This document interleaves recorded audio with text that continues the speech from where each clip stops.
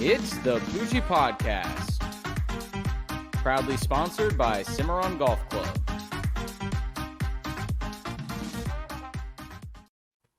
What is going on, Pooj crew? Thank you for being here for episode 82 of the podcast, our first live stream, and no better occasion to do it than the NFL draft. 10 days away from today is the NFL draft, and we are extremely excited. Obviously, as Jaguar fans, we have the number one overall pick for the first time in franchise history, and presumably, I think we all know where that pick is going. Extremely exciting times to be a Jacksonville Jaguar fan, but just extremely exciting times to be an NFL fan in general. There is a loaded field of prospects entering the NFL draft. Only 32 can go in the first round, and we are going to try and highlight some right now as we do our 2021 NFL mock draft. It's going to be a great episode. Subscribe to the YouTube channel, click the notification bell, and if you are watching live, please comment any questions you might have, whether it's about a pick, whether it's about a team, no matter what it is. Comment your questions. We'll try and answer them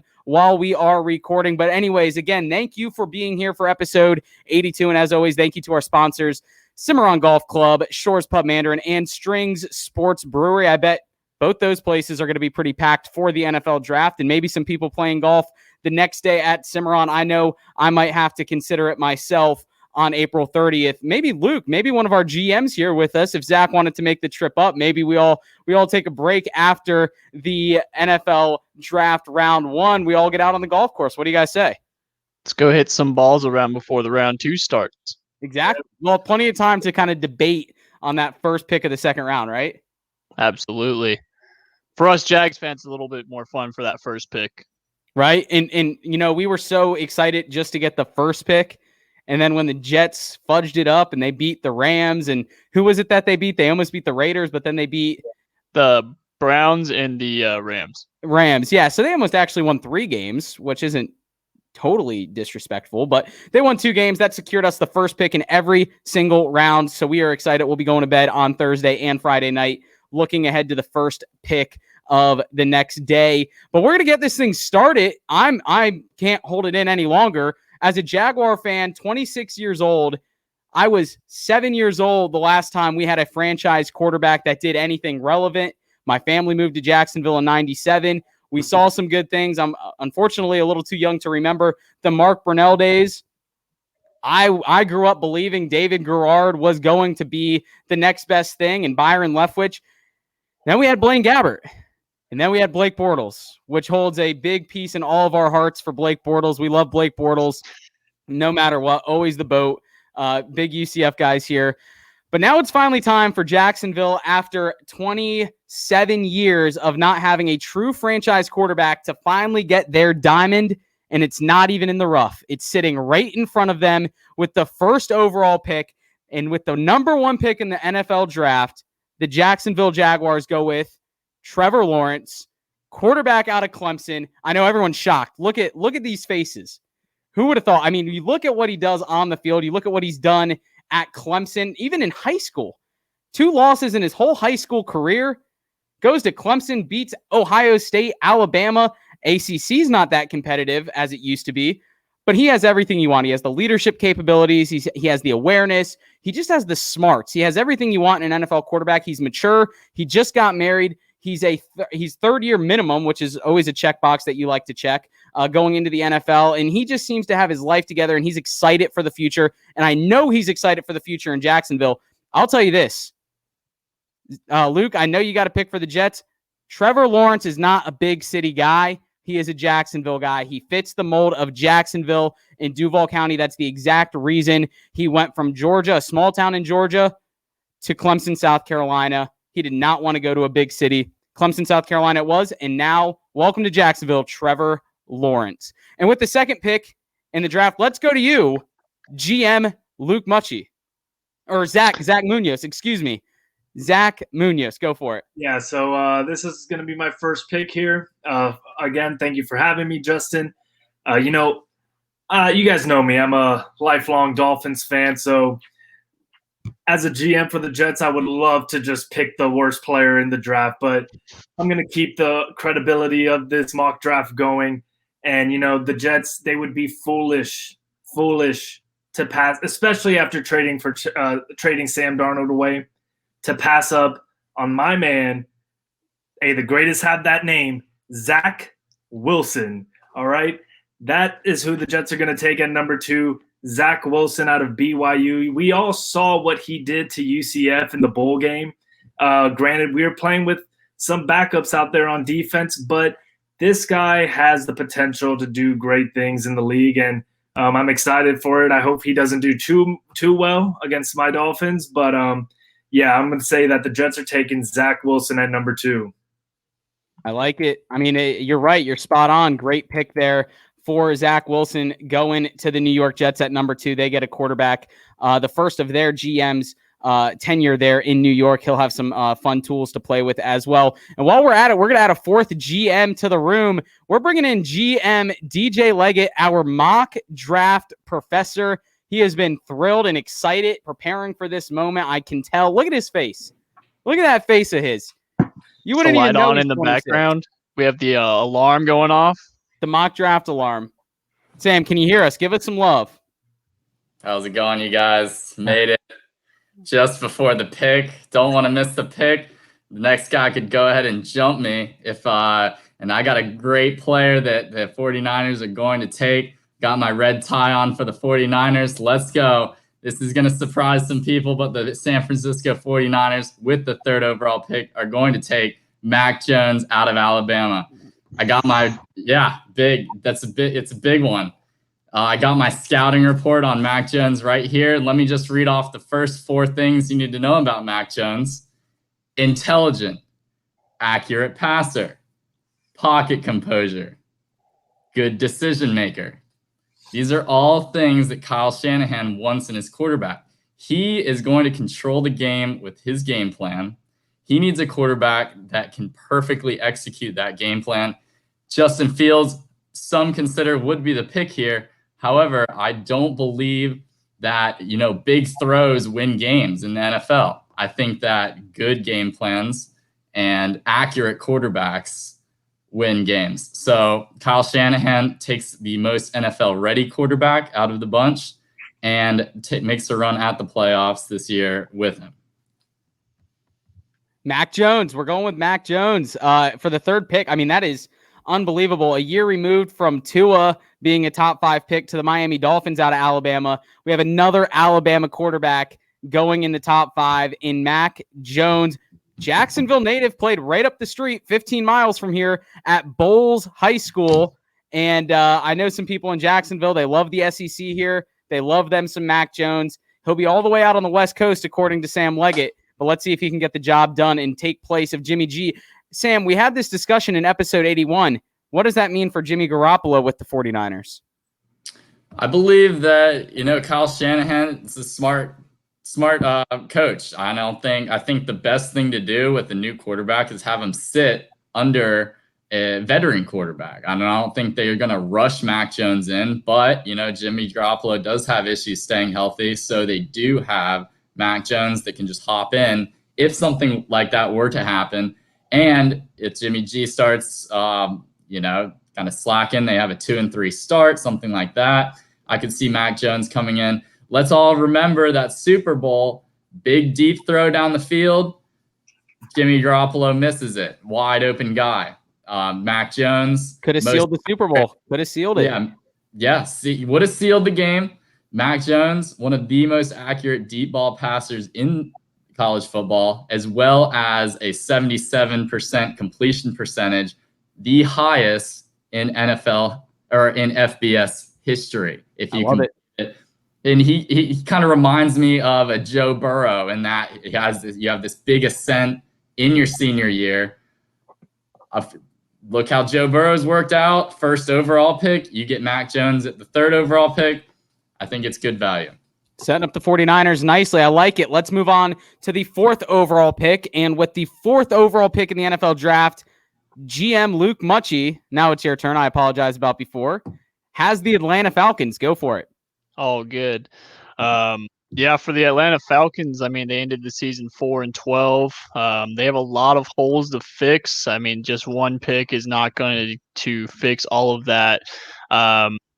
There are question marks at quarterback. I think Matt Ryan is an okay quarterback. He had some stats. He can throw the ball deep. I think on draft day, they will actually trade this pick away and get some more draft capital because picking number 4, they have a lot more things to cover. And if they can get more picks and move down some, I think they would love to do that.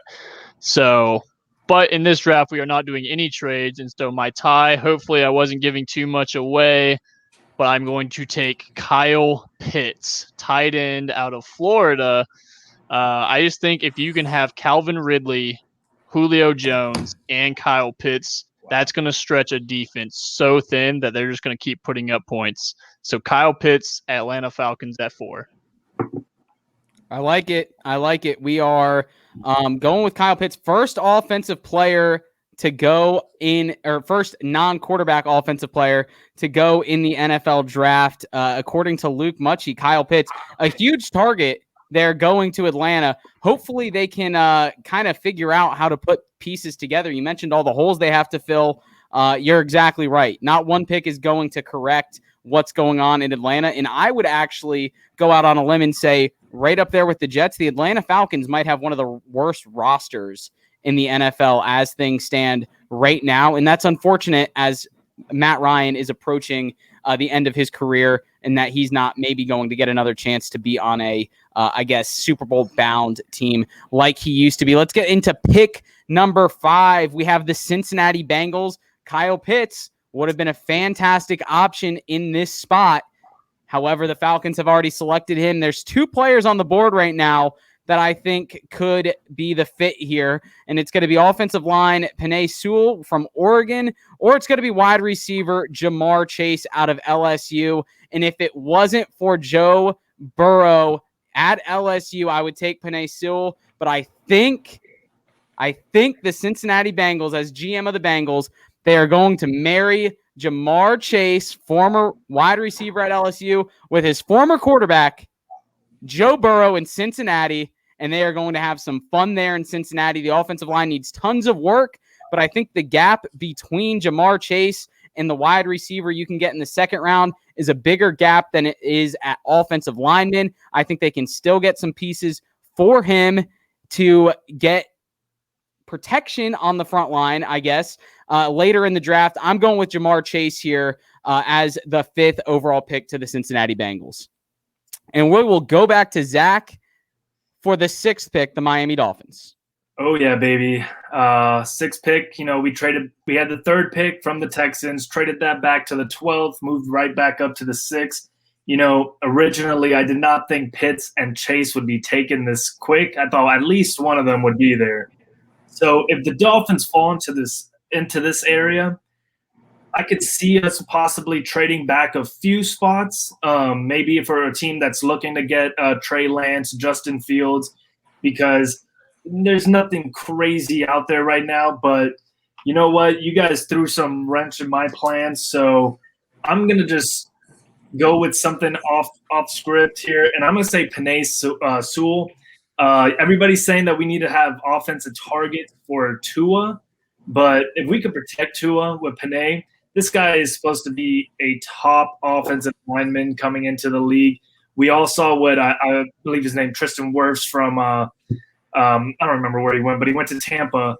And what he Iowa. did, He went to Iowa. He was in Iowa, was drafted by Tampa, and he became one of the top offensive linemen last year, let alone obviously with the rookie class, protecting Tom Brady. So I think that's something the Dolphins definitely will look into.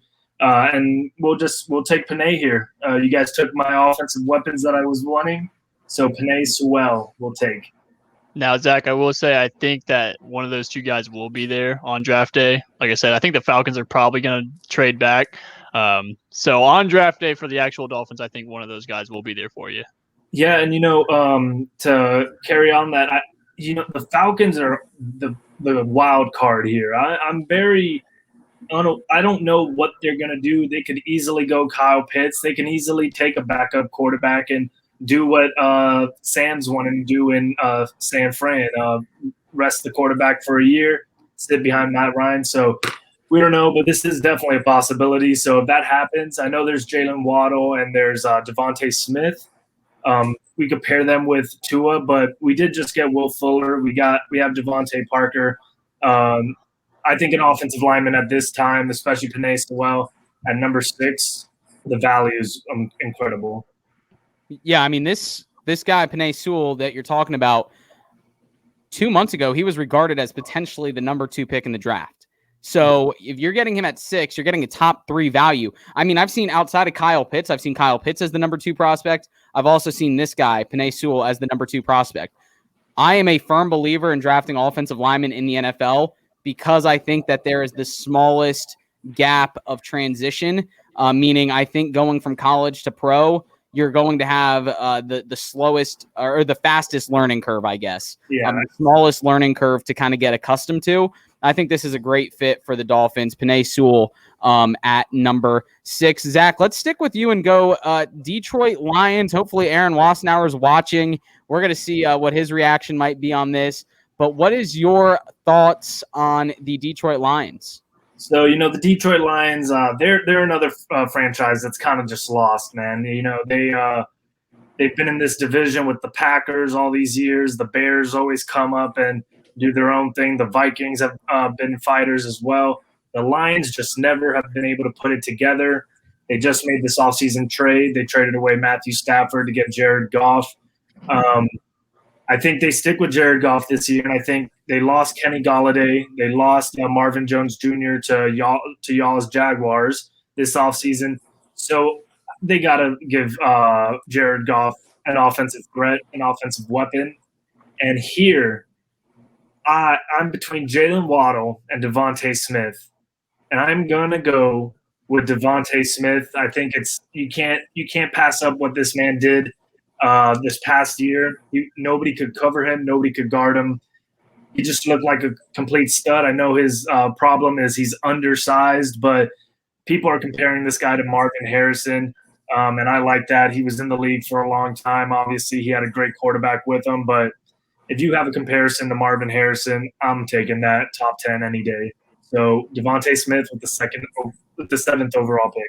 Marvin Harrison, a guy that a lot of us Jags fans obviously know well, completely destroyed us with Reggie Wayne, Dallas Clark, Joseph Adai, Edgerrin James. I think of that Colts team, and that was just like the staple of my childhood as a Jags fan. It was never the Jags. It was always, gosh, the Colts are still good. They still have Tony Dungy, Peyton Manning, all these great offensive weapons. The Detroit Lions, if they got someone of the likes of Marvin Harrison, that could be a dangerous team. I mean, obviously Calvin Johnson had success there with Matthew Stafford. As dumpster fire as the Detroit Lions are, they for some reason always churn out great wide receivers.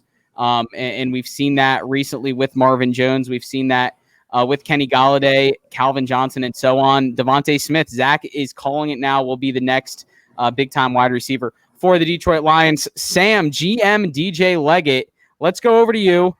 We have the 8th pick in the draft. You're wearing the hat of the Carolina Panthers. Who you got? So, what's that? Oh, I got my phone ringing. Here. It's all the teams that need a quarterback are reaching out, and they suddenly want to trade up to number 8. We got the Broncos right behind me, who are really worried somebody's going to move up and take their guy. We got the Patriots at 15. We got the Bears at 20. These are all teams that really need a quarterback, and they're potentially top 2 player in the draft is still sitting on the board. I think the Panthers could be receiving a ton of calls right now, but we're not doing trades in this draft. Let's just say that no team wants to move up. The Panthers are stuck there. They just picked up Sam Darnold in the offseason. I think they really want to put some protection around their young quarterback. Sam Darnold, he's been in the league for forever. The man is only 23 years old. It's like getting a rookie with 3 years of NFL playing experience. You want to protect this guy, let him figure the defense out, and actually be able to dish it to his receivers. I mean, you could have the best receivers in the world. That's why I kind of think that tackles might be going too late, because if you can't get it to your star receiver, it doesn't matter how good he is. So I got the Panthers taking Rashawn Slater with their pick, shoring up that offensive line, and giving Sam Darnold some time to do what he was meant to do at 3rd overall when he was picked by the Jets. Yeah, I like it. I mean, I think that this is a team that's similar right now to the Falcons, except they don't have the quarterback situation figured out. They have the running back situation figured out. And we know Christian McCaffrey is a fantastic player there. Rashawn Slaughter, actually, he I guess fixes 2 needs, right? He helps out Sam Darnold. He also helps out Christian McCaffrey. What team doesn't want to help out both their quarterback and their running back besides the Jaguars? No team. So, this matches up perfectly for the Panthers, taking Rashawn Slater at number 8 overall with the Carolina Panthers. I do think you're spot on that there will be a trade in this spot, especially if Justin Fields remains on the board at number 8 overall, which I think is in large part due to our picks in the top 5 with Kyle Pitts and Jamar Chase going off 4 and 5. So, and also your pick, Sam, of Mac Jones going 3. A little interesting there, but I like it. A little wrench in the whole equation. Well, let's go over to GM Muchie with the number 9 pick. The Denver Broncos are on the clock. Who you got? Yeah, so the Denver Broncos, I hear what you're saying on that. I mean, the Drew Lock experiment is over, I believe. I think they want to move on. So what are they going to do? They have, in this situation, you have Justin Fields and Trey Lance. Now, what everyone's saying is that Trey Lance is a guy that needs to sit a year and learn behind somebody, whereas Justin Fields looks more like a plug-and-play, immediately kind of guy. So in this situation, I think if the Denver Broncos want to move on from the Drew Lock experiment immediately and have a quarterback competition come this fall, Justin Fields is the pick for the Denver Broncos so that they have a legitimate quarterback battle going on. I like it. I mean, hey, the talent he has, what he's put on the tape, what he's put on the field at Ohio State cannot be forgotten. It's obviously everyone's very aware of his talent. And I think he'd be the number 1 pick in most drafts dating back the last 10 years. This is the most loaded quarterback class that we have seen in recent memory. And I think guys like Justin Fields and even Zach Wilson, Zach Wilson actually kind of cementing himself as the number 2 quarterback is quite a testament to him, considering Justin Fields has had a lot more love and success in his time at Ohio State than Zach Wilson did. So Zach Wilson has kind of actually merged ahead of Justin Fields in what was maybe the most difficult spot to do so, with Mac Jones, Justin Fields, and the likes of Trey Lance and so on. This is just a completely loaded quarterback class. If Justin Fields falls to the Broncos, he's got a medley of weapons there at the wide receiver position. We were waiting to see Cortland Sutton bust onto the scene. I think that this could be a move that would help that happen. They have great tight ends. They have Noah Fant is there. Like this would make sense. Their offense would immediately improve under Justin Fields. So I do like this pick a lot for the Denver Broncos. Back to GM DJ Leggett for the 10th pick in the draft with the Dallas Cowboys. Who we got for the Dallas Cowboys, Sam? I think the Dallas Cowboys are going to lock in a cornerback at this pick. Their defense hasn't had a cornerback for what can you even name one? So let's go ahead and take what they believe is the number 1 quarterback in the draft, the most pro-ready team, college team. What's his name? Patrick Surtain with the 10th overall pick. Shore up that defense, kind of solve at least some of your problems there with stopping the pass, and they've just been terrible at it the past few years. So they're going to take a cornerback, and I believe that Surtain is their guy. I think there's a couple other guys on the board that might be better than him, but he is a well-rounded, pro-ready cornerback. So they're going to go with the well-rounded guy and bring him to Dallas. Star. I like it. I mean, you're right. They haven't had I think, Zach, didn't you guys get their most recent decent defensive back? Yeah, we got Byron Jones off of free agency, and he was pretty solid. He was very solid for them, which is why he got the huge contract from us. But yeah, I definitely think Sam hit it right on the nail on the head. You got to go cornerback with this pick for the Cowboys. At least best defensive player, at least at the minimum, and that would be probably Patrick Surtain. So, Yeah, I mean, the 10th pick in the draft, and we just hit our first defensive player. So it kind of shows you the direction of the NFL in total. We have quarterbacks going off the board, offensive linemen, tight end going off the board in the top 5. Who would have thought we'd see that day?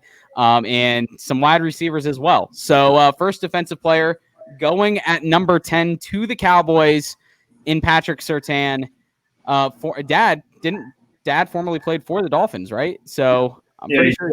He played across the side with us. This guy named Sam Madison, our other quarterback. We got DJ Leggett over there, and his roommate was also named Madison. So it was a cool little Sam Madison. Boom. I like it. Well, let's move on to the 11th pick in the draft. GM Poojie is here to announce who the New York Giants will be taking, and I had a lot of trouble with this one, to be honest with you. I feel like the Giants are kind of in a position like the Cowboys. They definitely need defensive help, whether it's on the line, whether it's at linebacker, whether it's in the secondary. Eli Apple has not panned out how they wanted him to, or they didn't. He never became what they thought he would be, and he's now no longer even a piece in that puzzle. So what are the Giants going to do? Well, I'm going to take linebacker out of Penn State, Micah Parsons, to the New York Giants here. I'm glad the Cowboys did not select him. They do have some pretty decent linebackers there in Dallas. I think the Giants, you look at the history of that team, they're known to have some great front eights in their history with O.C. Umenyiora, Michael Strahan, so many other great guys in the front eight for the New York Giants. I think Micah Parsons becomes the next great linebacker for the New York Giants. And quite frankly, I'm kind of excited to see what he does become for the Giants, simply because I think he has flown under the radar in this draft because it's been such an offensive-heavy offseason in draft talk. Micah Parsons, I think, is going to be a superstar in this league. So that's who I'm going with, Penn State linebacker Micah Parsons. Number 12 pick, GM Zach is back on the clock with the Philadelphia Eagles. Yes, the Philadelphia Eagles. They traded back to get to this spot with my Miami Dolphins.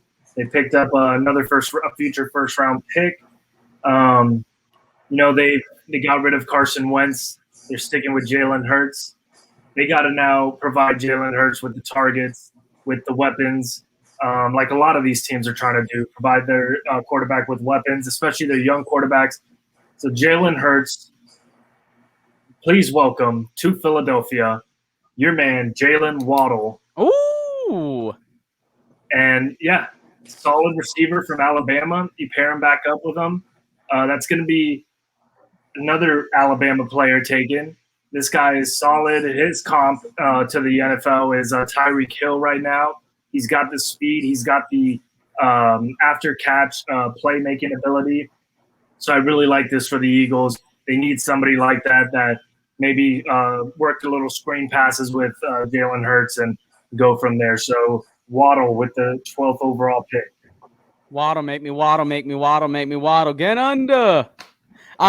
In all seriousness, I think Jalen Waddle, I saw this picture the other day. Jerry Jeudy, Jalen Waddle, Henry Ruggs, and Devonta Smith, all on the same receiving corps at Alabama. How is there not regulation in college football? How does that happen? That is unbelievable. All 4 guys top 15 picks in the NFL draft in their respective seasons. It's insane. I think Jalen Waddle, obviously him and Devonta Smith, I think are not necessarily interchangeable, but I think depending on what teams need, depending on the style of receiver, I think Jalen Waddle matches up very well and could compete with Jamar Chase or Devonta Smith as the best receiver in this draft. Well, I just wanted to add, too, you're talking about Alabama wide receivers. I mean, today, in this draft alone, we've mentioned Mac Jones, who played for Alabama, mentioned Tua, who played for Alabama. Now I just mentioned Jalen Hurts, who was at Alabama, all in the same quarterback room at one point. That school is loaded. It's how good they are. You got to respect it. I love it. I mean, it's a great pick there for the Eagles. I know Jalen Hurts will be excited about that, at least for this season, if he remains quarterback moving forward. Let's go over to DJ Leggett, GM for the Los Angeles Chargers now. DJ Leggett, who are you going with at pick number 13? Dang, these Eagles got a lot of speed on the outside. They got Rager, and now they got Jalen Waddle, some 4-2, 4-3 guys in that room. Jalen Hurts is going to have a field day. So, but as far as the Chargers are going to go, you'd think, Chargers, they could shore up their offensive line, protect their franchise quarterback in Justin Herbert. I think that would be a smart thing to do. This is a huge tackle class, though. I think the Chargers might be thinking maybe we can get a guy in the second round, in the third round that can start on our team.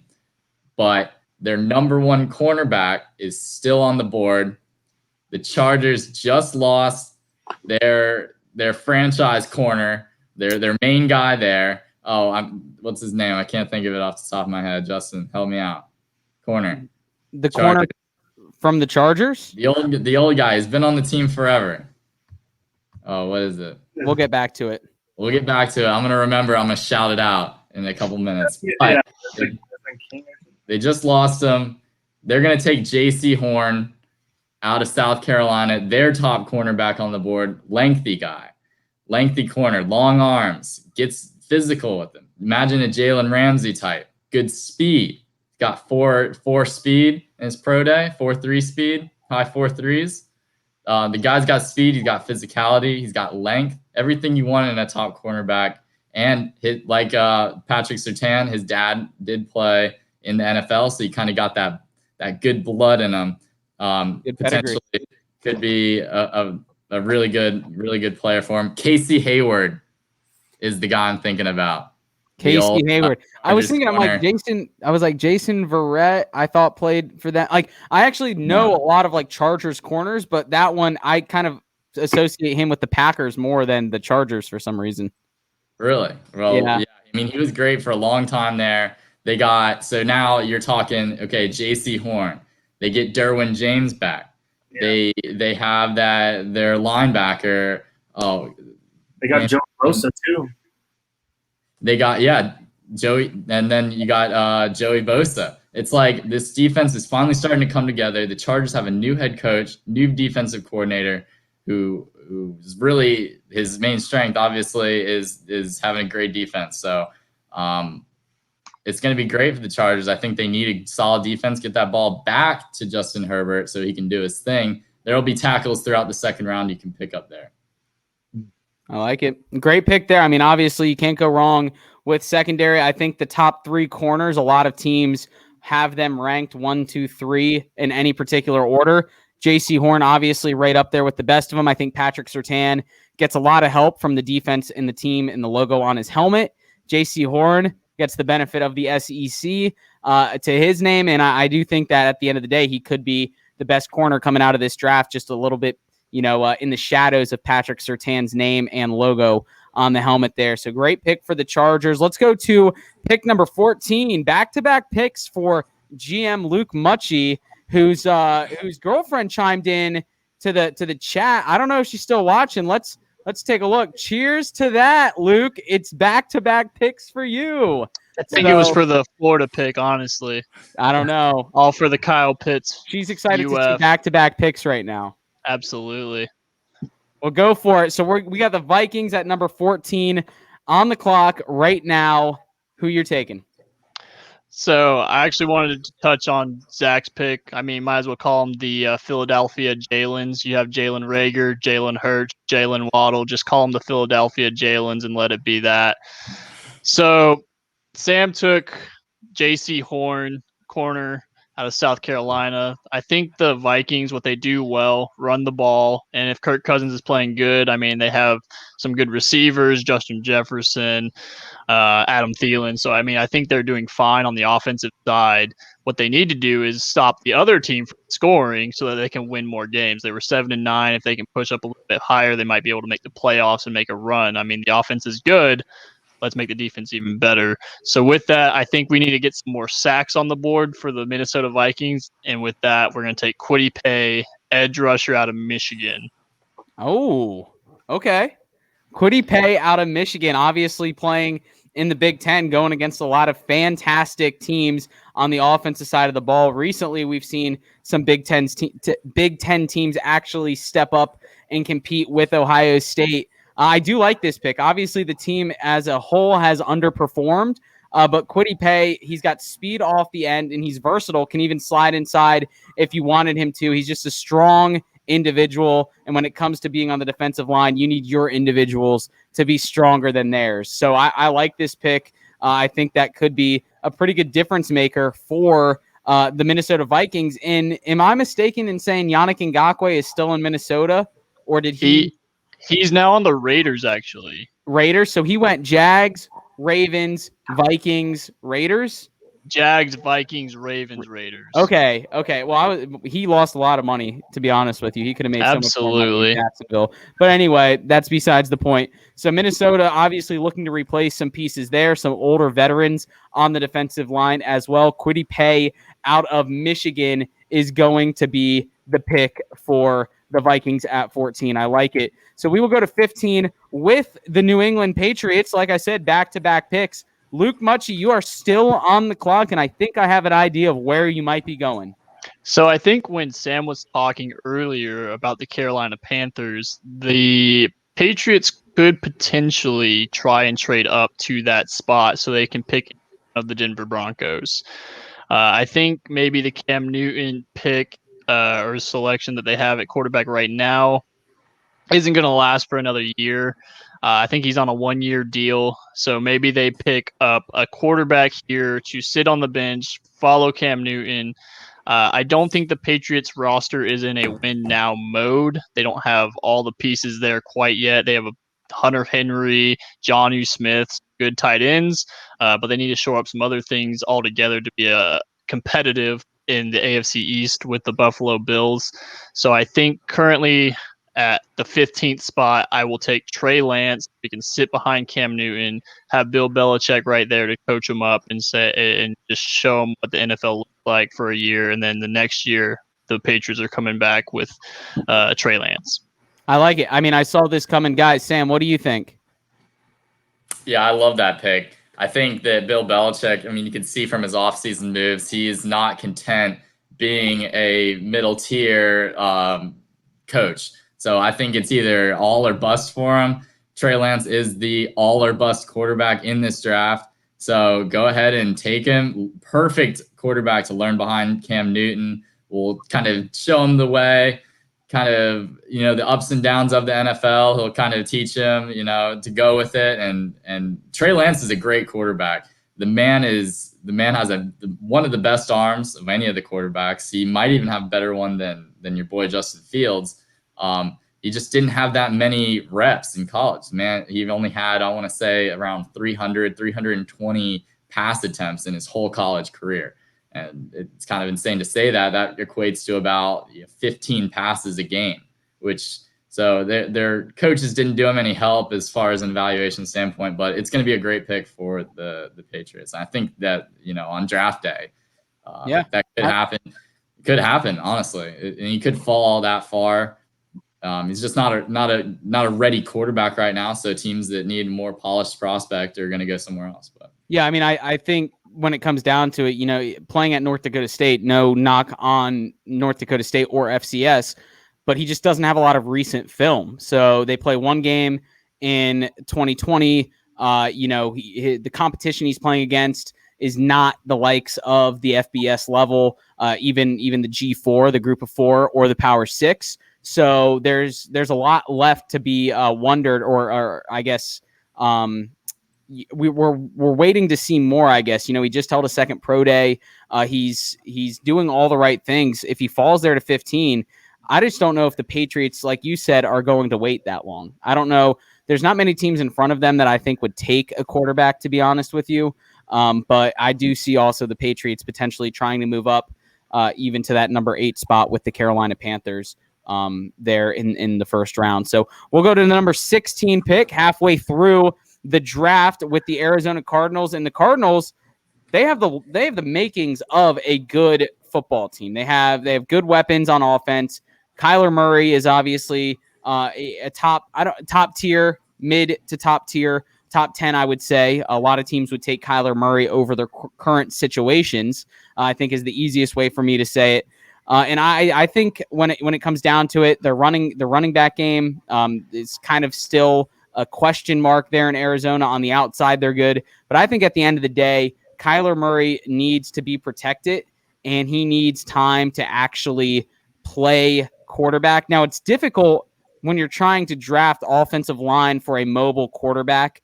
Is it an athletic tackle that you want to take? Is it a interior offensive lineman? But I think here they're going to take the best interior offensive lineman on the board out of USC with Elijah Vera Tucker, who also has a fantastic story, personal story. If you have not checked that out, go check out that story. A great story. Not a lot of people know about it. He gets the Pac-12 treatment out there at USC. But Elijah Vera Tucker is going to be the pick here for the Arizona Cardinals, just to shore up the offensive line and give Kyler Murray some time and even give the running back some opportunities up the middle. That's who I'm going with at 16, Elijah Vera Tucker. What do you guys think of Kyler Murray as a quarterback? Like, would you take Kyler Murray over like a Russell Wilson at this point in their career if you're building for the future? Absolutely. I definitely would. I'm a huge Kyler Murray fan. Really love him. Think he's a great player, great quarterback. And the mobility to it does remind me of Russell Wilson a bit. But he is younger. He's got a lot to learn in the league. And, I mean, right now, I mean, you see the weapons he has around him. They just signed James Conner, and they got A.J. Green to tag along with DeAndre Hopkins, and Kirk. So, yeah, I definitely think that offensive line pick is solid. Good pick there. And, yeah, Kyler Murray's a stud. I think he could be in the MVP talks next year. Okay. All right, that's some big love for Kyler Murray there. I actually like it. I thought he was going to be in the MVP. I thought he was going to be like top 3 MVP this year, to be honest. I was just rolling on that sophomore year. It seemed like Patrick Mahomes in his sophomore year won MVP. Then Lamar Jackson, his sophomore year, won MVP. I was like, dude, Kyler Murray's got to be the next one. Here comes Aaron Rodgers trying to shut everybody up. But, yeah, I definitely think Kyler Murray has some good game in him. Yeah, it'll be exciting to watch. Luke, did you have something? I was just going to say, yeah, I think the NFC West is just the most competitive division in the NFL right now. I mean, all 4 of those teams could potentially be the winner over there. They kind of beat each other up almost. You got some good defenses with the Rams and the Niners. They have some edge guys that are just going to start chasing Kyler Murray around. And the Seahawks obviously have Russell Wilson, who's putting up a lot of points. So the NFC West is just so strong that you got to get something there to help out. He has the weapons. Now give him some time so we can get it to him. Yeah, and I think it's so funny when you start watching these competitive divisions just start to build against their competition. Like, that's what it's all about anyway, and I love watching it actually happen. And, yeah, the Seahawks may be eons better than the Giants or whatever it might be, but when it comes to the divisional matchups, no matter how good they are strategically built against each other. So it's always good football. So I do like the NFC West, and I do think that they need some protection there for Kyler Murray. Let's go to the 17th pick with the Las Vegas Raiders. DJ Leggett, our GM for the Raiders. Who we taking there in Vegas? The Raiders are sad. They just saw their prospect go 1 pick ahead of them, Elijah Vera Tucker, to the Cardinals. The Raiders are like, one of our top offensive linemen's on the board, and now he's gone. Luckily, there's still some more guys that they're going to take at offensive line. I think that's the direction that they have to go. The Raiders got rid of every single offensive lineman that started last year. So how do you protect your quarterback, Derek Carr, at all? Well, you have to draft replacements, and so they're gonna take a replacement. I loved Elijah Vera Tucker. He actually played left tackle last year, so not just an interior guy. The guy can play all over. If you need to put him at left tackle, you put him at left tackle. I think he's great. The Raiders, though, are going to take the next best guy, in my opinion, is Christian Darasal, a lengthy tackle out of where'd he go? Virginia Tech, yeah. So coming out of Virginia, he's got some good length to him, a solid tackle, a good prototypical tackle. Could use some more experience, obviously. All these guys do. But the Raiders are going to have to shore up that offensive line somehow. Let's go ahead and use our picks on it. Yeah, I mean, it's great. I like I said, similar to Trevor Lawrence, like in the ACC, you're not getting that much competition. But when these types of players stand out, that just means that much more. They are standing out for a reason. And I think Christian Darasal, again, like we said about the quarterback situation, I think this is a great offensive line class. And I think Christian Darasal is going to slide a little bit in a situation where he typically may have gone even earlier. And again, like Elijah Vera Tucker, both those guys could in any other year maybe be a top 10 pick, but there's just so much talent on the offensive side of the ball. So I like that pick for the Raiders. Christian Darasal, you hit the nail on the head. I think some of their offensive linemen got lost in some strip clubs and casinos out there in Vegas because they never came back to the facility, and they need to replenish the offensive line there in Las Vegas. And let's go to the 18th pick. Miami Dolphins. GM Zach is back on the clock with the Miami Dolphins. Back on the clock. That's what I like to hear. One of 3 teams in the first round with 2 picks. The Dolphins, you guys as Jags, and hate to say it, the Jets. Jets suck. But yes, the Dolphins, we took Penei Sewell. I don't know how to pronounce it. I'll learn it, though, with our first pick. This second pick, though, there's 2 guys here that you could either help Tua right now with more weapons, or we could shore up our defense. We've lost Kyle Van Noy to free agency, or not to free agency. We just released him. We lost Shaq Lawson and via trade. We did get a middle linebacker out of that trade, but our edge rushers right now are very lacking. And there's somebody that was playing locally here this past season, and I think it would be foolish for us to pass up on somebody that played for the University of Miami. So to move from Coral Gables over to Miami Gardens, at the 18th pick, the Miami Dolphins select Jalen Phillips. This guy is a stud. He was the number 3 recruit according to ESPN coming out of his high school recruiting class. He went to UCLA, transferred on over to Miami, played so well for Miami this past season with Gregory Rousseau opting out for the season. So Jalen Phillips, man, he showed in his pro day the speed he has and the athleticism. He is a monster, and I think from day one, this guy will make an impact on the field as an edge rusher for the Dolphins. Yeah, I mean, you hit the nail on the head. You keep him at home in an environment that he's comfortable in. Some players want that. Some players pray for that. They want to stay home. They want to stay local. You keep him in that environment. You keep him where he's comfortable. And like you said, he's got speed like a madman. I almost put a picture up behind me of him just defending Trevor Lawrence extremely well in a game against Clemson. And that's just what he does. He can close off the edge. He can stop everything. And I remember just seeing him time and time again, any Hurricanes game I would watch, going to the sideline, holding up the chain, whether it was a fumble, I think he may have even had an interception, kind of like a fake rush, backed off into coverage, got his hands on a ball. Like it's great to watch him play, and it's another great story having a transfer shine at his home college and then become a first-round pick. Like this has got the makings of a great story here for the Miami Dolphins. So I think honestly a great first round for those 2 picks for the Miami Dolphins, going from what you said, Penei Sewell and Jalen Phillips, just shoring up the trenches, right? That's where football starts. They want to start in the trenches. And, I wanted to just say, if Jalen Phillips was taken before that, before the Dolphins got there at 18, the other choice that we had was Najee Harris and team him back up with Tua. I could see us trading back at that point if Jalen Phillips wasn't there because, I'm very skeptical on running back super early in the first round. But yeah, Jalen Phillips was there. I think he's going to be – I think he has the chance of being the best edge rusher in this draft. I know Kwity Paye was taken first. I would have alternated between them if one of the 2 were there. If they were both there, I would have taken Jalen, but they're both. Yeah, I mean, you're right there. I mean, both those edge rushers are great.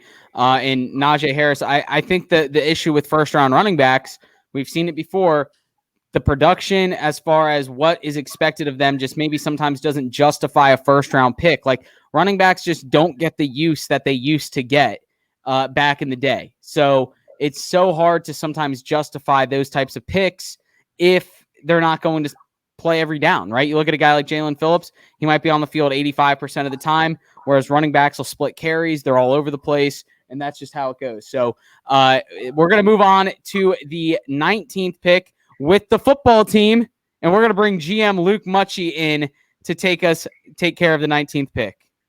Yeah, Washington football team. I mean, they have a really, really good defense. They went 7-9 last year and still made the playoffs, which actually probably hurt them in the long run. But they played the Bucs really close. I mean, it was a good game between the Buccaneers and the Washington football team, and it shouldn't have been based on record. But I do love that defense, and as Jaguar fans know, if you have a solid front line with some coverage guys, you can make it to almost the Super Bowl with average quarterback play. But now they have Ryan Fitzpatrick and Taylor Heineke. Don't know who's going to start between the two. I think it's going to be Ryan Fitzpatrick. But since the line is so good, I think I want to shore up the secondary. And I'm in between Caleb Farley and Jeremiah Owusu-Koramoah. Big mouthful of a name for a linebacker. Yeah, I think you did great. You did great. Yeah. Okay. Yeah, so I am going to actually take Jeremiah Owusu-Koramoah. As the Jaguar fans, we saw for our linebacker core, Telvin Smith is a very good guy in coverage. So is Miles Jack. They both are very fast and can cover the ball. So if you have somebody like that out of Notre Dame, he was great in coverage. He's very fast as a linebacker. So you give the edge rushers more time to get to the quarterback. The quarterback might make a mistake and throw some picks. Yeah, that was the ingredients for that 2017 Jaguar team right there. You just keep cycling guys in, you keep getting to the quarterback, make them make mistakes, and let your secondary kind of do the work from there. So I completely agree there. Great job pronouncing the name JOK. I like that. That's a great just little nickname, easier to say. Yeah, I wasn't ready to write that whole name out. Thanks, Sam. Thanks for that acronym. Good abbreviation. JOK, Jeremiah Owusu-Koramoah. All right, with the 20th pick, the Chicago Bears are on the clock, and Sam is going to take us with the 20th pick. Who are we going with for the Bears? Yo, the Bears are sweating hearing the Washington football team talk about their potential players because one of them was definitely on their board. Caleb Farley is going to be the pick. Potentially could be the best cornerback in this draft if it wasn't for him sitting out last year and his injury concerns. He had back surgery last year while he was sitting out, but this is potentially one of the best players in the draft. I think he's got great athleticism, great physicality, and brings that alpha mentality to the defense that the Bears kind of lost with Kyle Fuller moving on. The Bears are in a situation where they could kind of take whoever they want, best player available, but with this alpha still on the board, I think that they're going to want to put an identity on defense, him and Khalil Mack. Like you said, coverage, pass rush, average quarterback play. They need to win now or else their head coach is out the door. They want to win. They are middle of the pack every year. They need a difference maker on defense with Khalil Mack to actually be able to cover and to have their prime piece able to do his job. So I think that's going to be the pick. Caleb Farley out of Virginia Tech. That's two players out of Virginia Tech going in the first round. When was the last time that happened? Let's go, baby. I was just about to say 2 in the top 20 out of Va Tech. That's pretty impressive. Only a few picks apart as well. So I think it's a great pick, though. Again, the cornerbacks are like the quarterbacks in this draft where there's just so many good players that I think a lot of teams are going to get very lucky and be very happy with who they come away from this with. So I think that's a great pick going Farley there. You can't really go wrong with him going into the Chicago Bears defense, which historically has just been known to be one of the better defenses in NFL history. They always seem to have a decent defense. You mentioned Khalil Mack, so that's exciting for them going with Caleb Farley. Well, I got the 21st pick. GM Poojie is taking on the Indianapolis Colts, and similar to Zach, I just kind of want to drive the Colts into the ground here. but I do have to recognize that they are a very good football team, and they have a fantastic defense, at least top 3, top 5 in the league right now. There's pieces all over the place that they could use, and I really actually don't know where to go with this. I think if you're a Colts fan, you maybe want to see one of those wide receivers drop to this spot just to get them in there for Carson Wentz. You have a new quarterback in there who is obviously very injury prone. We've seen that in the past. He can't really withstand a full season. So I think the easy move here is going offensive line again. And I did not set it up that way for me to just keep taking offensive linemen. But I'm going to just go with the best offensive tackle left on the board right now in Tevin Jenkins out of Oklahoma State. There's really not much to it. It's an offensive tackle. I think at this pick, you're kind of taking the position of need with the best player available. I think they could have gone cornerback here. They could have gone offensive tackle. Wherever they value the best player remaining that fits the position of need is who they're going to go with. And in this case, Caleb Farley would have been the pick potentially, but he is gone. He is now a Chicago Bear. I'm going to go with Tevin Jenkins out of Oklahoma State to the Colts at number 21. And that takes us to the Titans with GM Zach, Tennessee Titans, another divisional rival of the Jags. So luckily none of us three are actually doing this one. So, so give us the 22nd. Fun fact on my end, one of my first jerseys actually was a Tennessee Titans jersey. I was a big Vince Young fan. Not going to lie. I know you guys are all Jags fans. I'm sorry about that. But here I am now. God knows how many years later, maybe 15 years later, drafting for the Titans. I feel what a story that is. But yeah, the Titans, they just lost Jadeveon Clowney to the Browns and via free agency. So I think definitely they want to shore up that defense, especially you guys are Trevor Lawrence. Most you just took Trevor Lawrence to the Jaguars. The Colts just got Carson Wentz, and the Texans, if he's playing, Deshaun Watson is there. So I think you need that an edge rusher there to chase those quarterbacks down. I'm going edge rusher out of Georgia with the 22nd pick. Forgive me if I pronounce it wrong, but Azeez Ojulari with the 22nd pick. Solid player, played in the SEC, played against good competition.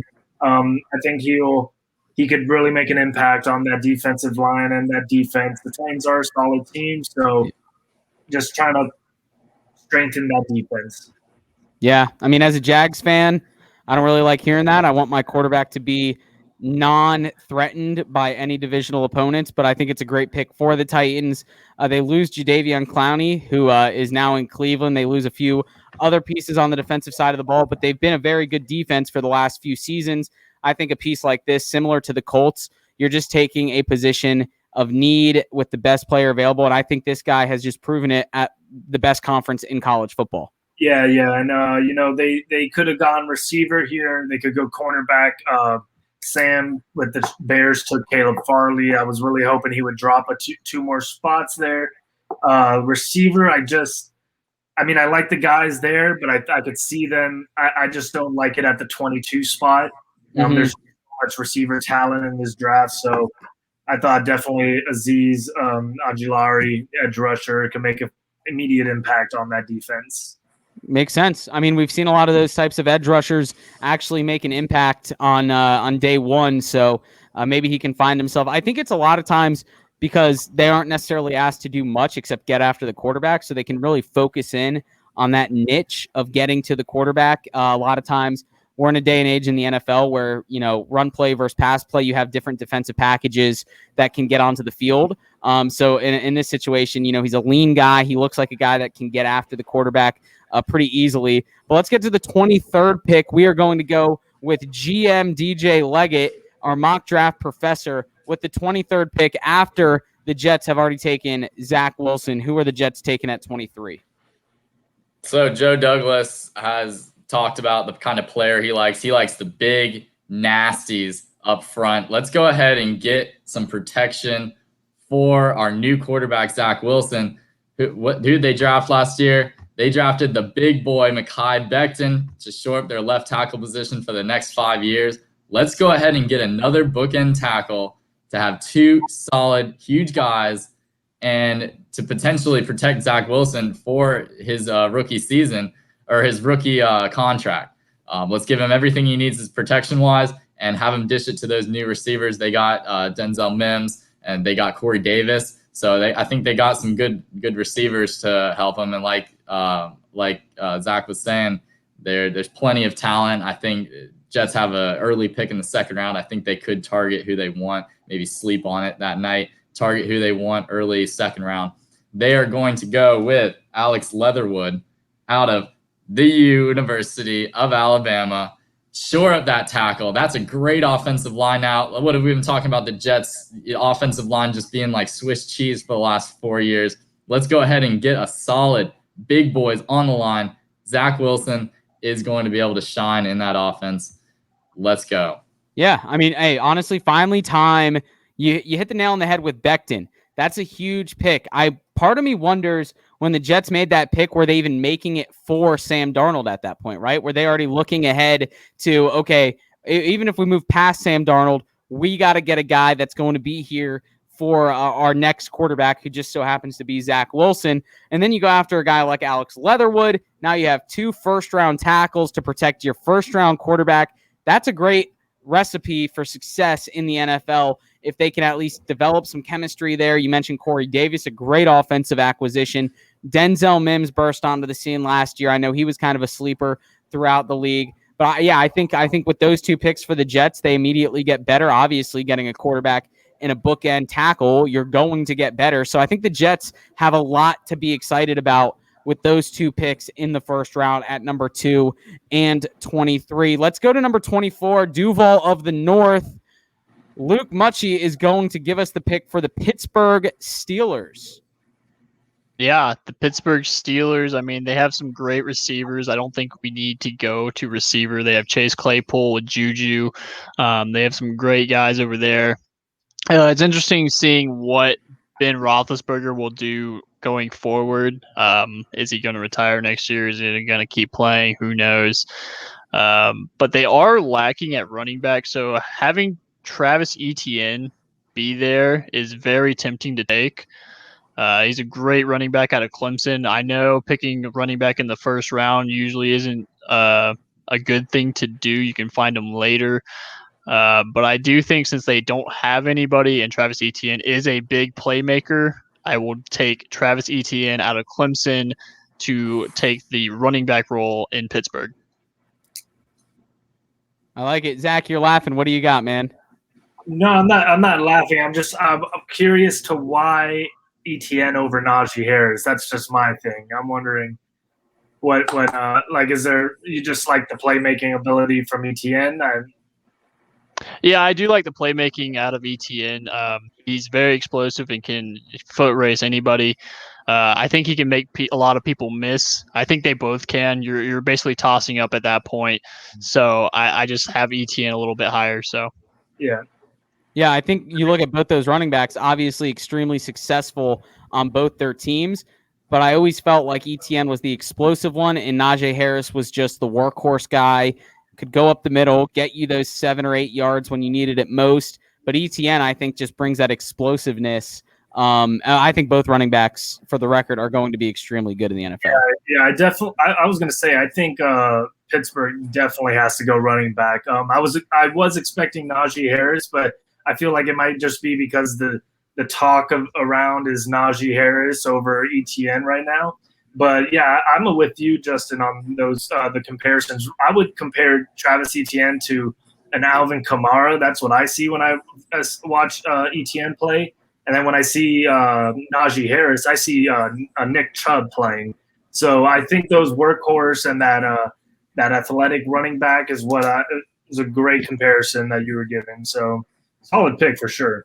Yeah, it'll be a great pick. And hey, it's not out of nowhere that we see running backs going in the first round. I think, you can see what great running backs do for great teams. And you look at a lot of teams in the playoffs, not only do they have one good running back, a lot of them have 2 good running backs. So you got to get at least one good one. And I think Etienne is going to be that guy for the Steelers in this case. And it'll be fun. James Conner just signed with the Arizona Cardinals, actually. We talked about their offense. So Kyler Murray now has James Conner to play with, and the Steelers just reload at running back. And they have Benny Snell still there in Pittsburgh too. So, hey, honestly, Travis Etienne, Benny Snell, that kind of sounds like a nice little 1-2 punch there in Pittsburgh. I know plenty of Benny Snell. He just vultured all my James Conner touchdowns in fantasy last year. But I could see Etienne really making an impact there for the Steelers. And I will actually go ahead and take the 25th overall pick, the Jacksonville Jaguars, with their second pick in the NFL draft. And this is a fun one for me because there's a guy that I want to draft here with my heart, and then there's a guy that I want to draft here with my head. And the guy that I want to draft with my heart is someone that us UCF fans know extremely well. He reminds me a lot of Telvin Smith, simply based on his speed and athleticism. I think this guy was the most underrated player in college football last year on the defensive side of the ball. This guy did not get talked about once. He was always around the ball. He was always making plays. He can rush off the edge. He can play back. And if the Jags are switching to a 3-4 defense, which Joe Cullen, I think, wants to instill, this guy, I've talked myself into it at this point. I'm taking this guy. I'm going to go with linebacker Zaven Collins out of Tulsa. I think he is going to be a phenomenal defensive player just for the long term for the Jaguars. He's a few things that I like about him. The chip on his shoulder, played at Tulsa, didn't get much exposure, and he's a senior. I think that says a lot about a player. He's a senior. He has maturity. Similar to, like I said, about Trevor Lawrence, I like the guys that don't leave early, redshirt sophomores. I like the guys that stay and develop, and that's exactly what Zaven Collins has done at Tulsa. And he actually, I think, almost single-handedly helped Tulsa go to the AAC championship last year against Memphis, or against Cincinnati, excuse me. He did so much for Tulsa. I think he can do it in Jacksonville as well. It pains me to pick him, but I will love him to be on the Jaguars come April 29th. I think this would be a great move for the Jaguars. Luke, Absolutely. Sam, what do you guys think? Well, I love it.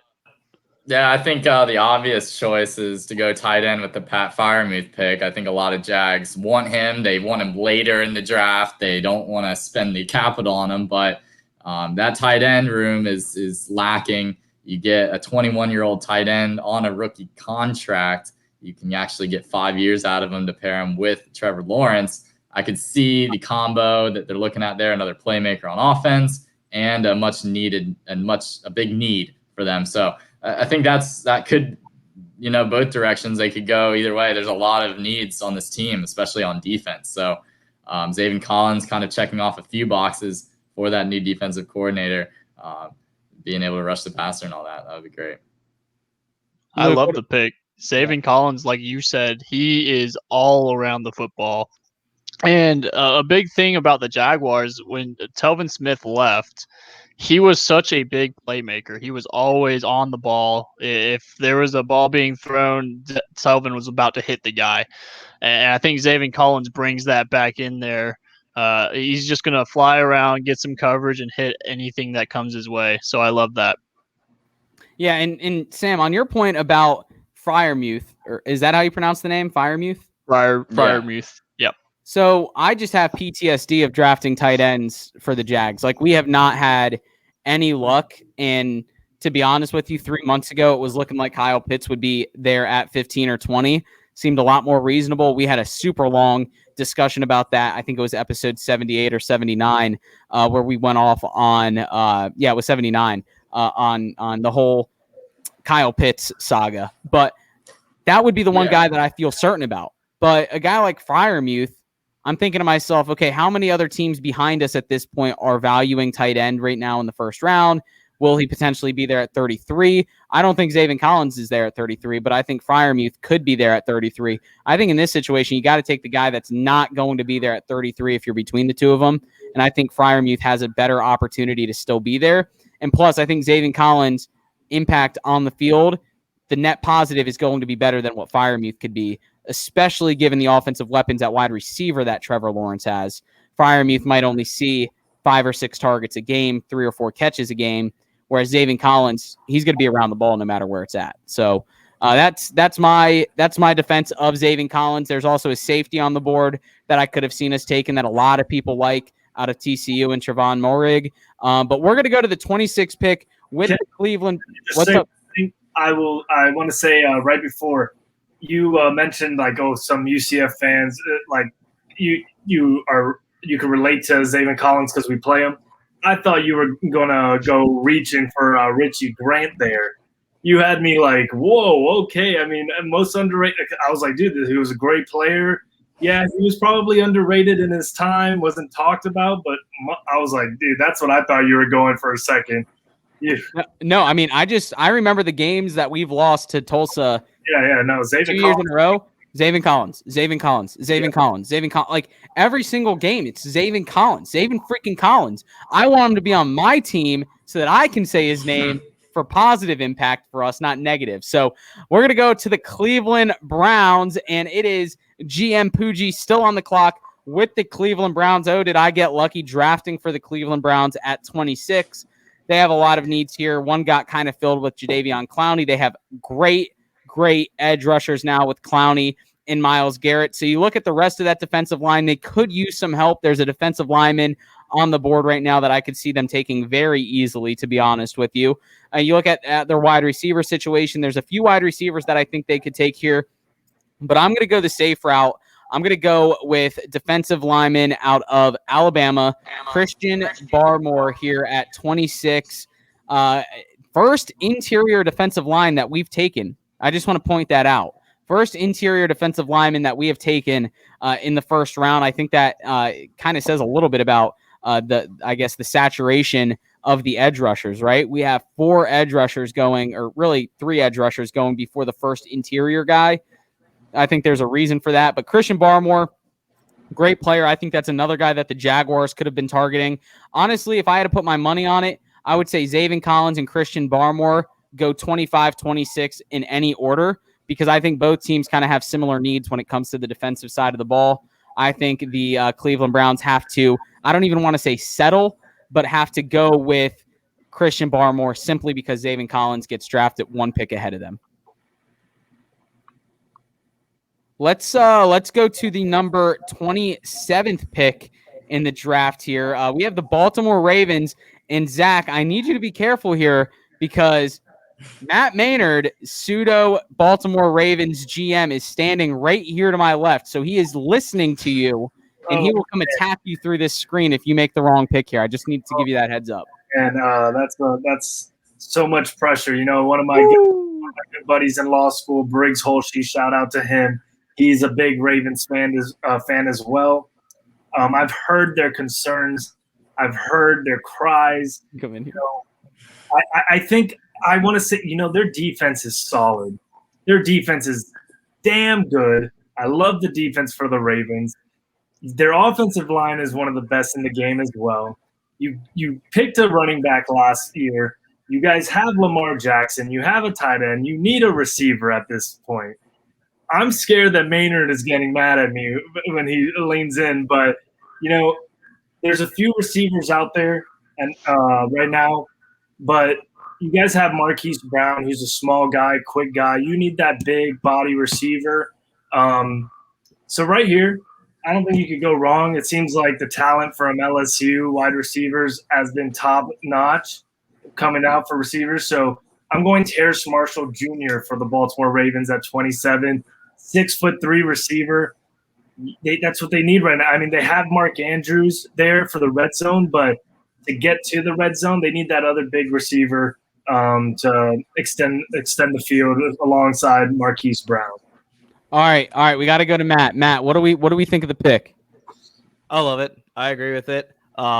We definitely need a deep threat. You know, you mentioned Marquise Brown. No, he's a good slot guy. He can be a deep runner, but he's had a lot of trouble catching the football. So, and with us losing Willie Snead, so we need a big time guy, and I think Terrence is that kind of guy that we need. Lamar can just throw it up, and then boom, Terrence is right there. And I would love a receiver. I will also not be surprised if we took an edge rusher. So with losing Ngakwe and losing Matt Judon is a huge loss, but I could go either way with that one. So I love the pick. You did good. He likes it. So you get the stamp of approval from Matt Maynard, resident Ravens fan, excuse me. Terrace Marshall, 4 wide receivers off the board, 2 from Alabama, 2 from LSU. What does that say about the conference? We'll just leave it at that. I love it. I love the pick. Terrace Marshall, and Jalen Waddle, like they could have independently been the best receiver in another draft. So I just think it's hilarious that 4 receivers, 2 of them are from one school, 2 of them are from the other. But I like it. I like the pick. He's a bigger guy. I like your reasoning behind it. I think he'll go up and get the ball. And he does get some help from being there at LSU. I think he goes up against defenses that a lot of other teams don't get the opportunity to go up against. He went up against Patrick Surtain. We've already talked about him. He was a top 10 pick. So he's gone up against defenses at Alabama, South Carolina, J.C. Horn, Florida Gators. So he's got experience playing against some of the best, and that's what you get out of the SEC. So like the pick there for the Ravens, Terrace Marshall. Let's go to number 28. We're going to bring GM Sam back into the mix. GM Sam with the New Orleans Saints, kind of an interesting team right now, to be honest with you. But who are you taking at 28? Yeah, they got a quarterback competition for sure. Are they really going to trust Jameis Winston to be their franchise guy, their starting guy? That's what it looks like. It looks like they're leaning toward Jameis Winston being that guy, and putting the other guy, I can't think of his name, back, Taysom Hill. That's right, back in his role as the offensive weapon that he is for that team. I think that they have a glaring need on defense, though, that they need to address. They need to replace Janoris Jenkins. They need to go ahead and get another corner to put on the opposite side of Marshawn Lattimore. And just so happens that there's a first-round prospect available still at corner, one of the most important positions to get right in the NFL. And they'll take Greg Newsome out of Northwestern, a lengthy corner, great ball skills, just like Marshawn Lattimore. It's going to get a lot of picks for that team, get the ball back to their offense, which I feel like is transitioning into a more of a running team. Let's not get Jameis Winston too many throws. Let's keep the ball in, Alvin Kamara's hand. Let's keep our really good defense. Let's get some pass rush. Let's get great turnovers on defense, and let's run the ball well and control the clock now that Drew Brees is not in the building anymore to run that offense. So I think that's going to be a great pick for them. If he wasn't there, I'm not sure where they would go. They have some needs, but on the interior defensive line, that guy just went right before him, Christian Barmore, which would have been a great pick for them. They do need defensive line help, but just so happens the corner's there. Let's go ahead and take him.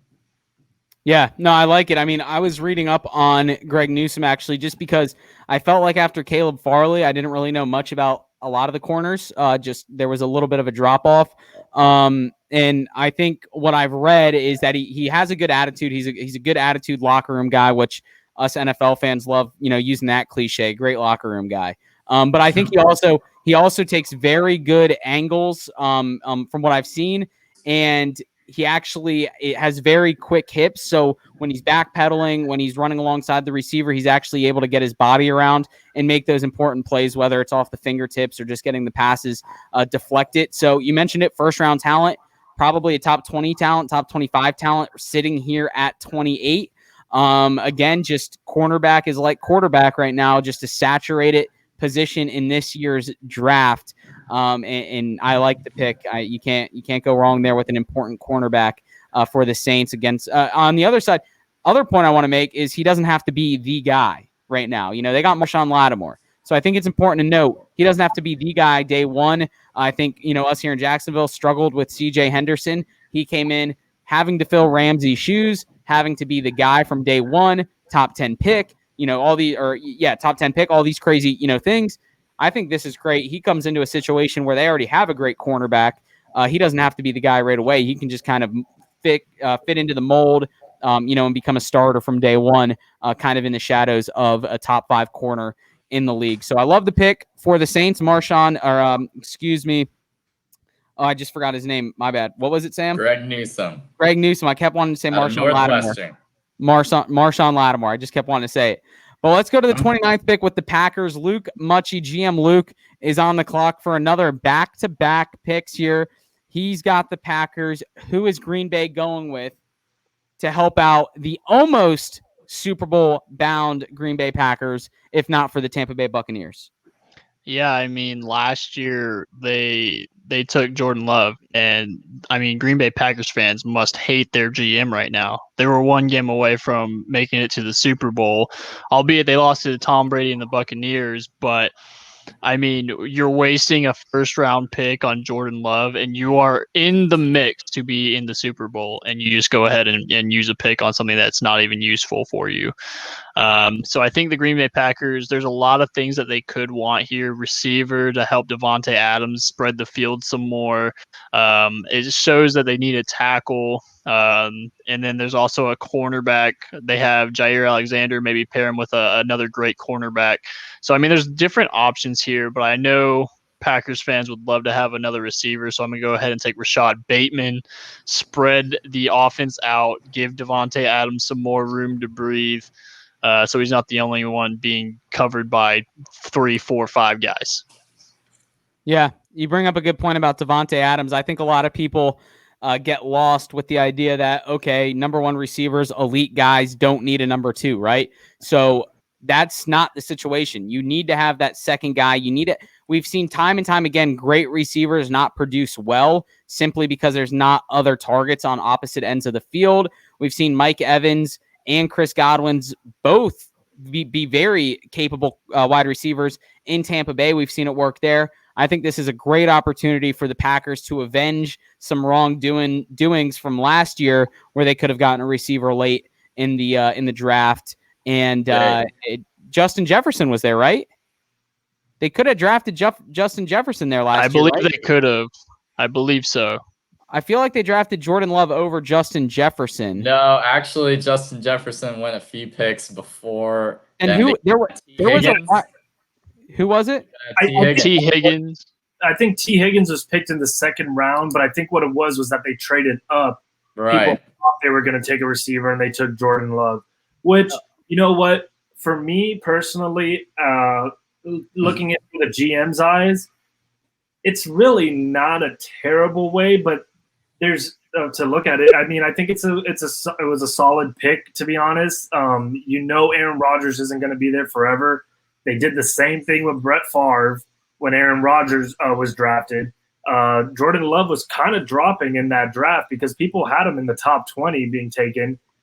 So I think they saw their opportunity to try to fix their future and went for it. But I definitely think this year they got to go receiver like you did, Luke. I think it was a solid pick. Yeah, that's great. Go for it, Sam. A good thing to note with Devonta Adams, too, he's on the last year of his contract this year. So what are you going to do next year? I mean, you're going to have nobody. So I think getting a guy to put across from him this year, make another run at the Super Bowl is an excellent idea, help out, and then reevaluate what you got with Devonta Adams next year. Yeah, that'll be interesting, especially to see what happens with Aaron Rodgers, too. Could Aaron Rodgers departing maybe after the season maybe force Devonta Adams to think about moving on? Like, maybe he doesn't want to be a part of a rebuilded offense. Like, who knows what could go on in the mind, but winning the Super Bowl could actually do dividends, pay dividends, kind of like we saw from the Buccaneers, players wanting to stay and keep that chemistry alive. So I think that's a great pick. Rashad Bateman there for the Green Bay Packers at 29. Luke, let's stay with you, and we are going to go with pick number 30, the so close to the Super Bowl, Buffalo Bills. Not so fast, my friends. The Chiefs held them off, but the Bills are on the clock. Yeah, I mean, that Buffalo Bills game was not very pretty for them. They kind of got throttled by the Kansas City Chiefs there. So when you look at it, what do they need? I mean, their running back situation isn't great, so Najee Harris could be a pick here. I do like maybe picking up another corner to help them out, so they have two good corners over there. So it's a very interesting pick. But like I said, I just think their running back situation is so messed up and muddy that I'm going to take Najee Harris here. I mean, when your best running back is probably your quarterback, you're in a bad position.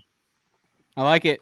Hey, honestly, you took Travis Etienne earlier. Now you're taking Najee Harris, so you ended up getting to pick both the running backs anyway. Zach, you're looking a little upset right now. Is that being a Dolphins fan? Yeah, man. I'm just looking at this draft and I see Zach Wilson to the Jets, and Trey Lance to the Pats, Alex Leatherwood to the Jets, and now Najee Harris. It's just not looking fun for us. I know we got two picks, but Drafts always scare me when it comes to the division rivals and what they get.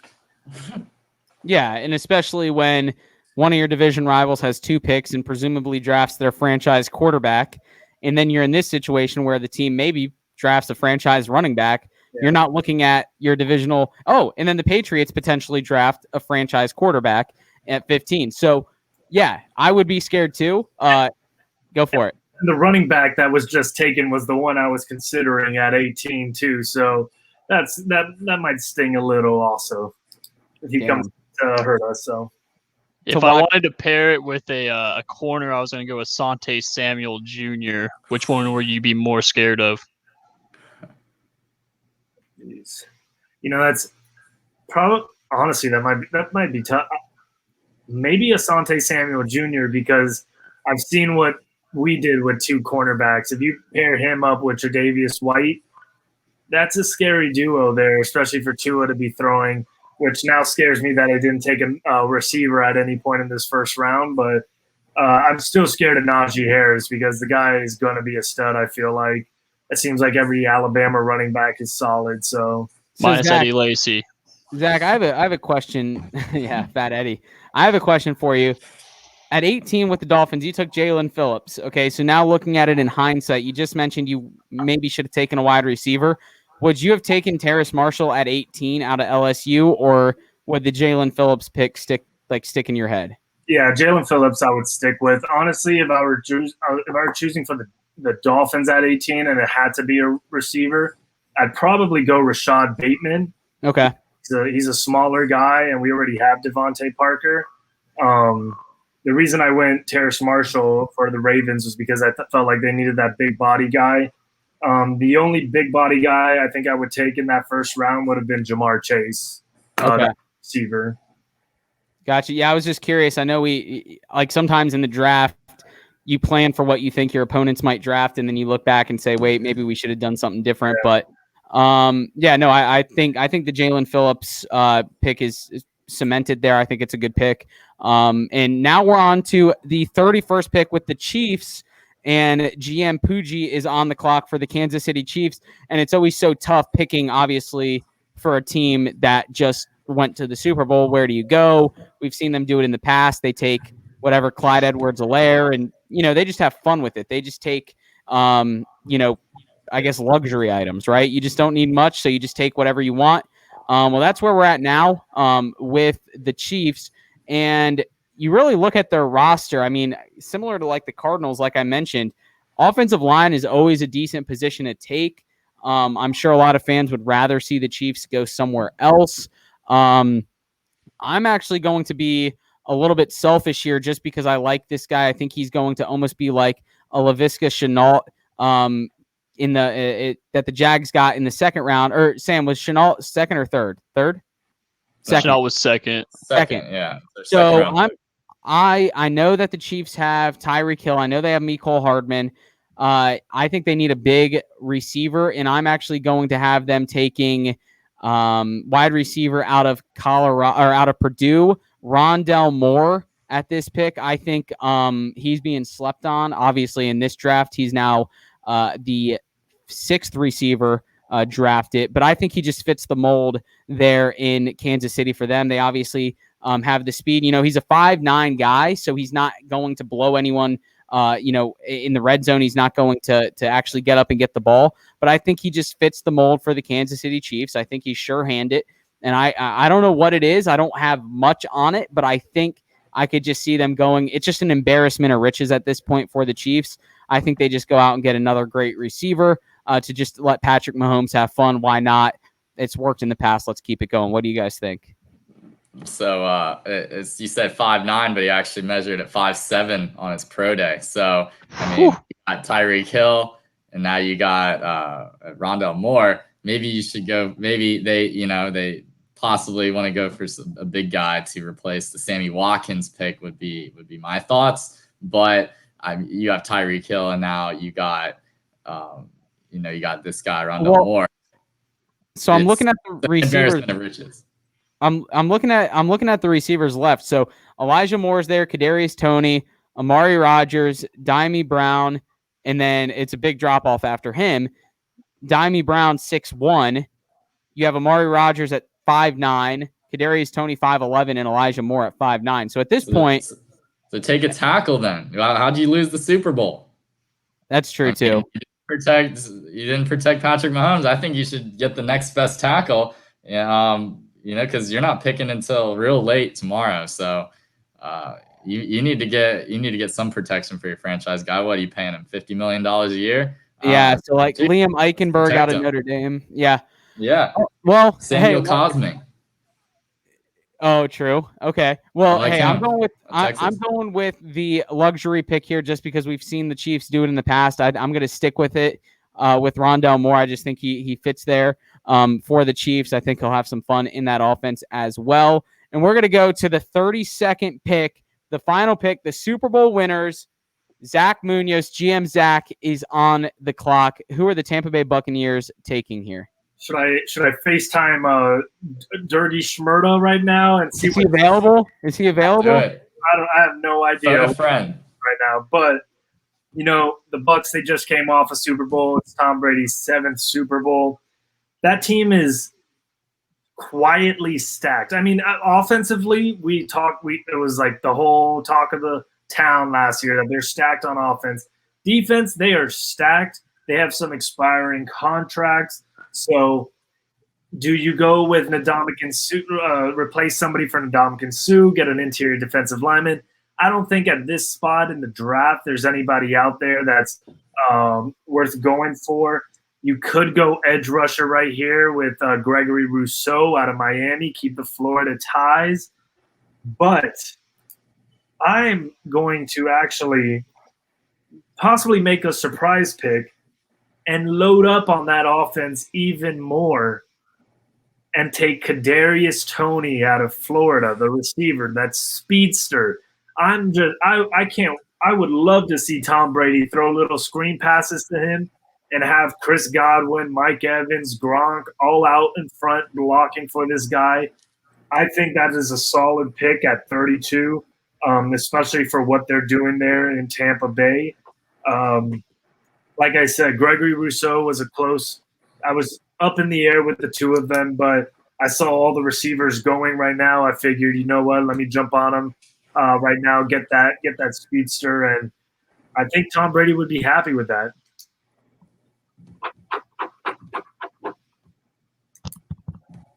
I think. Sorry, I was muted. My bad. I was saying I think that's a great pick, and like you said, a fun pick for Tom Brady. So both Patrick Mahomes and Tom Brady get two fun guys there at the end. But Luke, I want your thoughts real quick on that Kadarius Toney pick. I know you're a little bit of a Florida Gator supporter, so you've seen him time and time again. What's your thoughts there? Yeah, you love seeing receivers that are both it has him as a two-sport athlete, track and football. So he's got the speed. So put him in the slot. You have Mike Evans and Godwin on the outside. Put Toney on the slot and let him just run rampant on some linebackers for or their third corner out there. So I think it's a great pick. I mean, he's gonna shove Scotty Miller to the wayside. Welcome in Kadarius Toney. No, we love Scotty Miller. We love Scotty. I'll say too. Last year, they dealt with so many injuries on offense. I think another receiver doesn't hurt. If Najee Harris would have dropped, that would have been also another consideration I'd take, especially with Fournette on 1-year contract. So, but Kadarius Toney was there. I'm happy with that. I like it. Well, all right, guys. I appreciate you doing this. Fun draft. Fun doing this. Yeah, Zach, go for it. One more thing for everybody. If the draft, how we did it right now, stands as it is, Alabama would have just broken the record for the most players drafted in the first round, beating they just had 7 people. It was Mac Jones, Devontae Smith, Patrick Surtain, Jalen Waddle, Alex Leatherwood, Christian Barmore, and Najee Harris. That would be 7. That would be the 2004 Miami Hurricanes, who had 6. Jeez. So 7 picks. That's almost 25% of the first round. Yeah, they have it. They have right now in Mel Kiper's projected thing is they got 6 guys drafted. We took 7. I like our 7. Let's see if it happens. I like it. I mean, hey, even on that note, you look at who else was drafted. We had 2 out of Florida, 2 out of LSU, right? So there's 11 out of the SEC. And then you have J.C. Horn out of South Carolina. Did we have anyone else out of the SEC? Georgia, Aziz Ojulari. Yeah. And I think that's it. So almost 50%. So 13 of the 32 were out of the SEC, which I think is also another crazy little nugget there. I wonder what the most out of one conference is in the NFL draft history. Anything else from you guys? DJ Leggett. I mean, hey, when I started this podcast over a year ago, it was building up to this moment for our mock draft professor, Sam Leggett, to just spew knowledge all over the screen. How did it go, Sam? How do you feel right now? Do you feel liberated? A great draft. I'm gonna give it an A for the picks you guys made. A couple of my favorite picks, I think, are the Jalen Phillips pick for the Dolphins at 18. I love that pick. Imagine y'all's head coach is a defensive-minded guy. You guys need that versatility on the D-line and to get after the quarterback to help your two corners out. And then the pick right after with the JOK pick to the Washington football team. I think that's awesome too. Another defensive-minded head coach. It's just a perfect fit there. They were a great team, kind of flying under the radar again this year. I got a question for you guys though. Jags have the 33rd pick. Let's do a bonus pick. Who is going to be taken first on day 2? Justin, what are you thinking? So we talked about Pat Freiermuth. Again, I don't know if there's enough value there to draft him, and I don't necessarily care to draft a tight end when you have 3 or 4 capable wide receivers. Just put Chenault closer to the line, and he's a big body guy that can just play in the middle of the field. I am going to go with the biggest position of need here with a guy that is a first-round talent that did not get drafted. Probably could have gone to the Chiefs, maybe, even if I think about it. But I'm going to go with Trevon Moehrig from TCU, the safety. I've seen him actually be mocked to the Jaguars at 25 quite frequently. He was the one that I was actually considering alongside of Zaven Collins. If he is there, I think on Thursday night, I think the Jaguars brass is going to go to bed extremely happy going into Friday morning. Luke, what about you? 33rd pick. Who are the Jags going with? I do like the Trevon Moehrig pick. We need a ball hawk safety. That's a big need for us to help with defense. Since I don't want to pick the same as you, I will go with Pat Freiermuth. He's baby Gronk. He's 6'5". He has the same number. He's just shoving people over. So we've had a terrible tight end room forever. Let's get baby Gronk in there. I like it. Zach, so when I was saying that, you almost had your face as if you knew what I was going to say. Was there a first-round talent that you were thinking? I don't know the Jaguars like you guys do, but, yeah, I think somebody that is definitely first-round talent that dropped because they didn't play this year is Gregory Rousseau out of Miami. I think the guy, he had like 15 sacks 2 seasons ago. He opted out this past year. He had a solid pro day, but I think he was just overshadowed by Jalen Phillips' pro day. I thought that's where you were going to go, but I think safety is a solid spot too. I see that Trevon Moehrig, I think was his name you said? Yeah. Yeah, I see he's like taken quite high in some of the first round in the mock drafts. I see another mock draft that he was taken 33rd to you guys. So, yeah, definitely could see y'all taking him, Gregory Rousseau.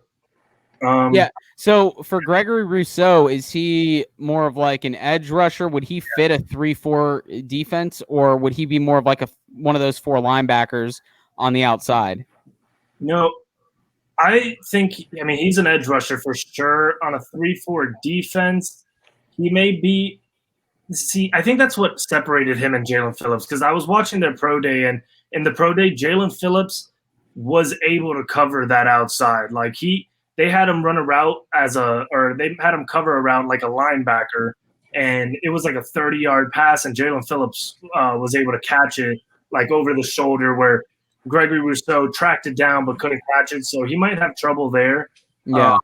But I think getting to the quarterback, the dude is a stud. He's a monster. He's got the body of like DK Metcalf. It's crazy. All right, last question for you guys. How many trades happen in the first round? No one of you can pick the same number, and whoever does pick the right number will get a special little Poojie podcast piece of merch from me sent to you for doing this and being here for an hour and 40 minutes now. So how many trades happen in the first round?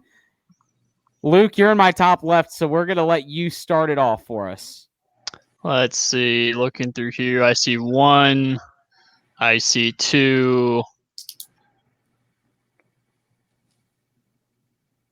I'm going to go with 3. Three trades? 3, yeah, 3 movements. Okay. And Zach, what about you? And actually, hey, you know what? Each of you text me your trades, and if you do pick the same number, whoever has the most correct trades will get the free piece of merch. So you have to text it to me exclusively. Okay. So don't say anything right now, or well, you can say how many you think. It might change. I'll do more researching, but right now, off the top of my head, I would say 4. Okay. So we got Luke with 3, you with 4. Yeah. And I was gonna go 5 before anyone said anything. So Works. how many are there usually? There's usually a good amount, right? I mean, like last year you had the Packers, you had a few others. So I would say this. I would say this year, because there is so much talent at some key positions, we could see more movement than expected. And then I also always know there's 1 or 2 at the end of the first round that always kind of sneak up on you, that it might just be 2 picks or 3 picks up and maybe just for like a third round pick. But there's always seems to be like a backdoor trade on first round that makes it be 3 or 4, even 5. So we got Luke with 3, Zach with 4, Sam with 5. I'd like to know what trades you think those actually are. If you guys want the Falcons, you got the Falcons and the Panthers, I think could possibly move out of their spot. Yeah, those 2. So that's 2 right there. Like you said, a couple more at the end. Throw 1 in the middle. You got 5 right there. I don't think the Falcons are trading back. I got to be honest, man. I think they're gonna. So, I think Kyle Pitts. What's up? Kyle Pitts. No, I think they're gonna go Justin Fields. I mean, he's an Atlanta boy. I think you put Justin Fields right behind Matt Ryan for a year. Why not?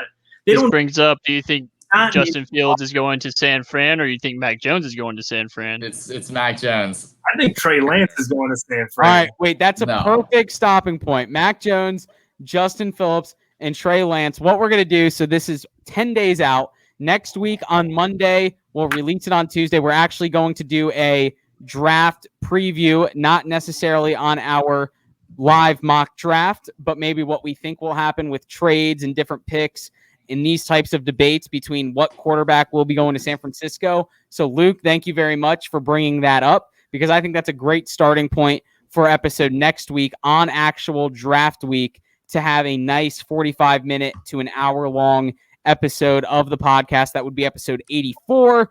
So tune into episode 84. Episode 83 is going to be a fun one as well, coming up later this week. But for now, thank you for tuning into our live stream mock draft 2021, our first live stream we have ever done here on the Poojie podcast. It took us a year to get here and some technical learning curves on my end to learn how to do this. So I appreciate these 3 gentlemen for being here, our resident Raven expert, Matt Maynard, for being here. And as always, thank you to Cimarron Golf Club, Strings, Sports Brewery, and Shores Pub Mandarin for supporting the podcast, as they always do. Love all 3 of those places. Fans, subscribe on YouTube, follow on social media, follow on your favorite podcast platform. It's sitting there at the bottom right now. Do all those things.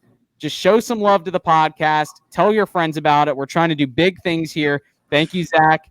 Nice hat, Sam. But until next time, fans, go make this world a better place. Take care. Thanks, Justin. See ya.